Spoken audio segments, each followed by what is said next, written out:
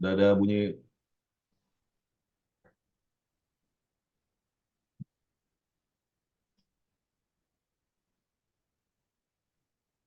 Oke, Assalamualaikum warahmatullahi wabarakatuh. Waalaikumsalam warahmatullahi wabarakatuh. Selamat malam, salam sejahtera buat kita semua. Perkenalkan, saya Imam Heru Susanto dan teman saya Teguh Yuwono. Kita dari kelompok 8. eh, kita akan mempresentasikan apa yang telah kita buat, yaitu sebentar. Sudah muncul belum Mas Teguh? Belum? Oke, apa yang kita Ya, sudah. sudah buat yaitu tentang operasi vektor. Kita menggunakan HTML. Jadi hal yang kita buat ini kita khususkan untuk menjawab atau memberikan jawaban untuk ujian akhir semester pada mata kuliah aljabar linier. Nah, pendahuluan ya. Jadi presentasi ini nanti akan membahas cara membangun kalkulator vektor menggunakan HTML dan JavaScript. Kalkulator vektor ini dapat digunakan untuk melakukan berbagai operasi matematika pada vektor seperti penjumlahan, pengurangan, perkalian, dot product, dan lainnya. Jadi kita gunakan HTML, terus untuk stylingnya ada CSS, dan untuk logikanya kita gunain JavaScript. Lanjut ya. Ini tujuan saya lanjut aja. Nah, ini yang akan kita bahas atau yang kita buat, yaitu kita membuat penjumlahan, pengurangan, dot product, perkalian, transformasi elementer, kemudian sama ruang vektor.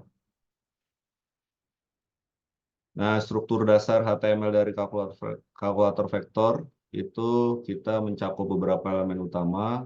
Yang pertama kita menggunakan beberapa tag, yaitu tag HTML, tag head, title, dan body. Jadi untuk yang tag HTML biasa yaitu untuk menandakan awal dan akhir dari dokumen HTML. Head berisi informasi metadata, referensi ke file eksternal seperti CSS dan JavaScript.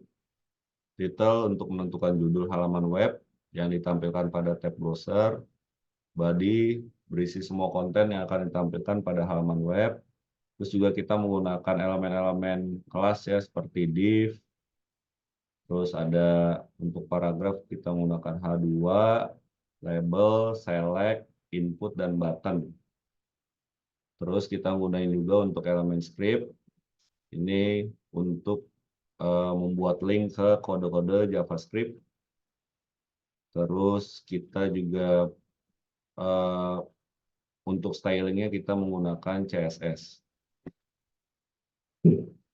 Nah, ini drop down untuk memilih operasi. Jadi untuk tampilan utama operasi vektor, pengguna itu dapat memilih operasi. Di sini saya menggunakan atau kami menggunakan option value untuk membuat pilihan operasi. Ada option value add, itu untuk penjumlahan, option value subtract, terus untuk pengurangan, terus option value dot, option value multiply, option value transform, dan option value space. Itu untuk ruang vektor ya. Nah, input untuk vektor 1 dan vektor 2. Jadi ketika kita sudah memilih, misalkan kita pilih untuk penjumlahan, di sini kita labelkan lagi untuk vektor 1. Jadi nanti pengguna bisa menginputkan di vektor 1, terus juga bisa diinputkan di vektor 2.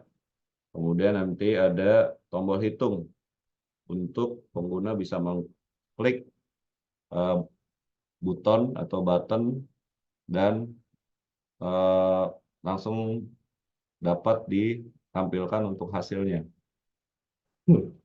Nah, untuk CSS styling nanti akan dibahas oleh teman saya, Mas Teguh Yuwono. Silakan, Mas Teguh. Baik, terima kasih Mas Imam. Sebelumnya, selamat malam. Assalamualaikum warahmatullahi wabarakatuh. Di CSS Styling ini pada kalkulator vektor ini digunakan untuk membuat tampilan menjadi lebih menarik dengan beberapa properti styling. Berikut adalah penjelasan tentang CSS.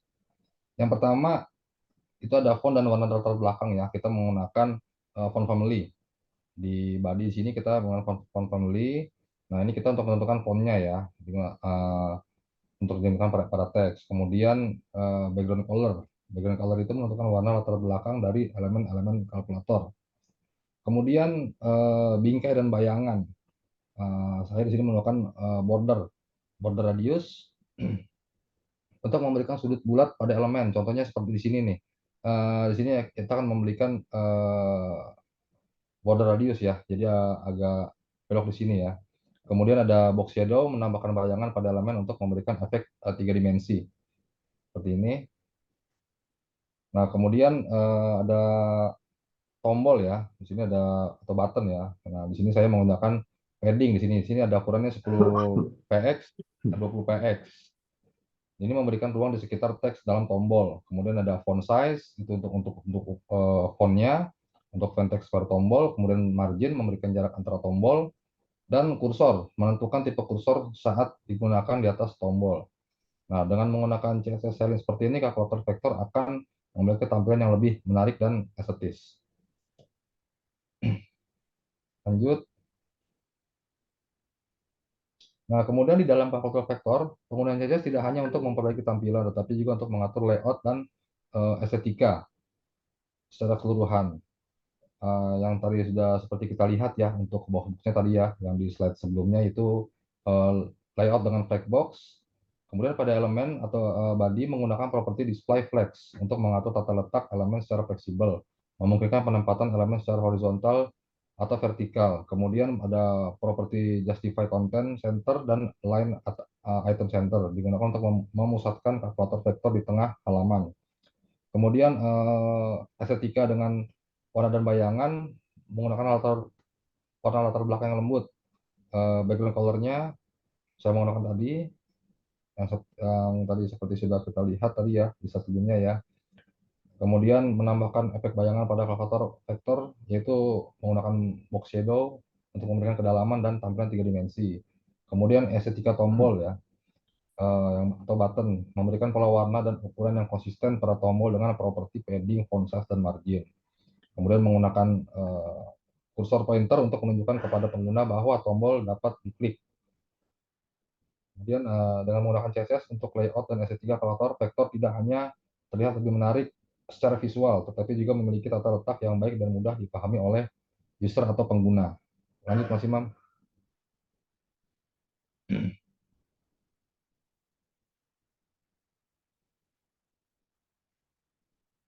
Nah, kemudian kita juga menggunakan JavaScript ya. Nah, di dalam kalkulator vektor, JavaScript bertanggung jawab untuk mengelola logika perhitungan dan operasi yang dipilih oleh pengguna.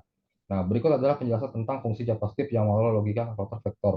Yang pertama di sini ada fungsi kalkulat ya. Kalkulat. Nah, di sini fungsi ini dipanggil ketika pengguna menekan tombol hitung. Jadi ketika kita sudah memasukkan angka di dalam kolom vektor 1 dan vektor 2, kita mengklik tombol hitung, itu nanti akan keluar hasilnya ya. Nah, di sini untuk fungsinya kita menggunakan cross operation, ada first vector, di sini vektor 1 dan vektor 2 sama ya. Kemudian fungsinya mengambil nilai operasi yang dipilih dari drop down dan vektor input dari pengguna. Nah, kemudian dengan menggunakan sebuah switch case di sini, nah switch case ini fungsi akan memilih operasi yang sesuai berdasarkan nilai operasi yang dipilih. Nah, jadi ini kita menggunakan switch case ya, di sini ada. Kemudian hasil perhitungan kemudian ditampilkan kepada pengguna. Lanjut Mas Imam.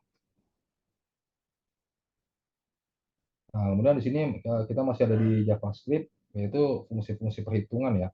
Nah, terdapat beberapa fungsi yang akan digunakan untuk melakukan perhitungan berdasarkan operasi yang dipilih. Yang pertama itu ada add vector. Di sini menambahkan dua vektor bersama-sama. Nah, kemudian ada subtract vektor, yaitu mengurangkan vektor kedua dari vektor pertama. Kemudian ada dot product, menghitung hasil perkalian titik atau dot product dari dua vektor.